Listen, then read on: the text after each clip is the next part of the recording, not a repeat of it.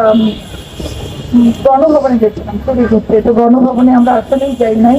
যেদিন ইয়ে ছিল, ওই সেলিব্রেশন হচ্ছিল, তা আমাদের সামনে দিয়ে মানুষ অনেক যাচ্ছিল মিছিল করে। কারো হাতে হাঁস ছিল, মাছ ছিল, ভাত ছিল, ল্যাপটপ ছিল, ভাঙ্গা চেয়ার ছিল, যে সব গণভবন থেকে আসছে।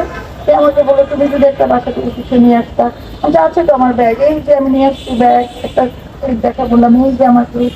কিন্তু এটা আমরা করি নাই। হ্যাঁ, তো আমাদের এই ফান ভিডিওটা পাবলিক হয়ে গেছে এবং সেটার জন্য মানুষ অনেক অনেক নেগেটিভ কথা বলে যে আমি নর্থ সাউথে পড়াই, আমার কোনো দরকার নেই একটা ভাঙা ক্লিপ আমি গণভবনে ঠেলাঠেলি করে চুরি করে নিয়ে আসবো। আমার হাজবেন্ড অনেক মানে অনেক বিখ্যাত একজন মানুষ, আমার শাশুড়ি এই দেশের একটা সম্পদ, আমার শ্বশুরও জাতীয় পদকপ্রাপ্ত মানুষ, আমাদের ফ্যামিলিতে অলরেডি 3টা জাতীয় পদক আছে। তা আমরা তো এই শিক্ষা, এই ব্যাকগ্রাউন্ড কখনো ছিল না যে আমরা চুরি করতে হবে। এটা আমরা সবাই সেলিব্রেশন করছিল, আমরাও সেলিব্রেশন করেছি। That's all.